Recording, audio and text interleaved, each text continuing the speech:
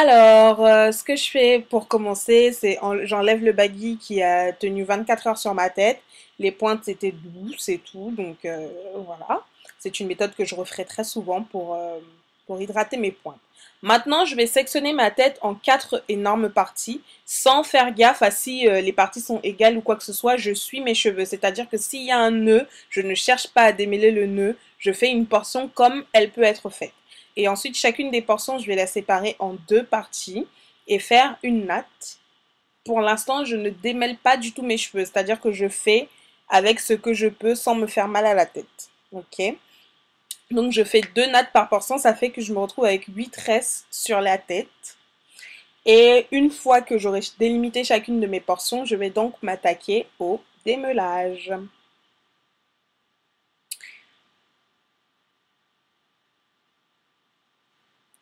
Alors, donc le démelage de mes cheveux que je vais commencer par faire, c'est mouiller les cheveux et ensuite démêler avec un gros peigne, puis avec une diamond brush. Si vous avez les cheveux plus courts, vous pouvez faire plus de portions, ou alors plus volumineux que les miens, vous pouvez faire plus de portions si ça facilite le démêlage de vos cheveux. Ou vous n'êtes pas obligé de faire des tresses. Le but, c'est d'éviter que les cheveux s'en mêlent une fois que vous avez appliqué du produit. Donc, ce que vous pouvez faire, c'est tout simplement séparer vos cheveux avec des chouchous ou des élastiques et appliquer vos produits et les démêler. Mais surtout, on veut pas, enfin, ce que je veux pas ici, c'est mélanger tous mes cheveux comme ça et ensuite avoir à me battre pour démêler le tout parce que franchement, voilà quoi, ça me saoule. Donc c'est une méthode comme une note, c'est celle que j'applique en ce moment. Si elle ne vous convient pas, bah à vous de trouver celle qui vous convient. Moi, en tout cas, c'est celle qui me convient. Donc ça me prend pas tout casser. Franchement, là, j'ai été bien flemmarde, ça a dû me prendre 2 heures. Voilà. Donc on démêle les cheveux en commençant toujours par les pointes avant de s'attaquer aux racines, surtout. On n'oublie pas. Et sur cheveux mouillés uniquement.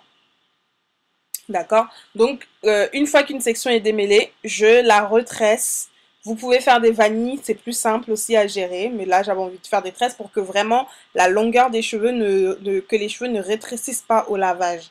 Justement, le but ici, c'est d'éviter, enfin, le plus possible le shrinkage. Étape numéro 3, donc l'application du shampoing. Ce que je fais, c'est que j'évite d'appliquer le shampoing en lui-même directement sur mes cheveux. Alors, je le mélange avec de l'eau.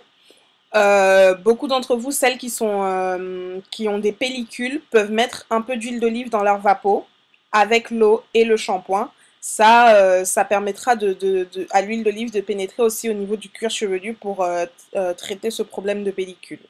Voilà, donc je mouille bien toutes les tresses avec le shampoing et ensuite je vais masser mon scalp, enfin mon cuir chevelu avec les doigts, bien le masser et je vais rincer à la douche ensuite et je réapplique le shampoing si l'eau qui coule des cheveux n'est pas, tant que l'eau et la mousse du shampoing ne ressortent pas blanches, je refais ce process là. Voilà. Sans démêler mes tresses, hein. Je fais ça sur les tresses, je veux dire, ça les lave parfaitement.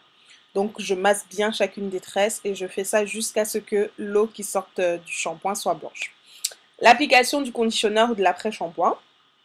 Voilà. Par contre, pour celui-ci, je vais défaire les tresses, une à une, appliquer le conditionneur et glisser mes doigts à travers chacune des portions et penser à bien saturer les pointes parce que c'est les pointes qui sont la partie la plus vulnérable de vos cheveux. Donc, saturez bien les pointes avec votre après-shampoing. Je retresse mes cheveux une fois le conditionneur appliqué et j'ai laissé poser pratiquement 1 heure, voire 2 même, parce que j'étais fatiguée. Donc ensuite, je rince tout ça et on passe à l'étape numéro 5 qui est de s'hydrater les cheveux. Donc là, je défais mes tresses et je vais appliquer ici ma crème Chlorane et un mélange de la crème de Garnier. Et ensuite, une espèce de sérum anti-frizz. Normalement, après cette étape-ci, quand je veux me coiffer, quand j'ai l'intention de me coiffer, je fais immédiatement mes vanilles ou mes tresses ou la coiffure que j'ai décidé de faire une fois que j'ai appliqué les produits hydratants. Mais ici, j'avais pas envie de me coiffer, j'avais envie de porter mon afro un peu libre. Donc ce que je vais faire, c'est que une fois que les produits sont appliqués, comme là, vous voyez que je suis en train d'appliquer le sérum. Une fois que les produits sont appliqués, je vais tout simplement me faire une queue de cheval pour bien étirer les cheveux. Vous pouvez décider de faire des grosses tresses pour avoir un beau braid out après, une fois que les cheveux seront secs. Mais là, moi, je vais faire juste une queue de cheval pour étirer les cheveux et éviter qu'ils shrinkent. On ne laisse pas sécher ses cheveux comme ça à l'air libre parce que c'est ce qui fait justement que le shrinkage est maximal. Donc, la dernière étape, donc voilà, le produit a été appliqué généreusement sur toute la chevelure. J'en réapplique encore un peu devant. Voilà. Et je fais ma queue de cheval. Et je suis prête pour laisser mes cheveux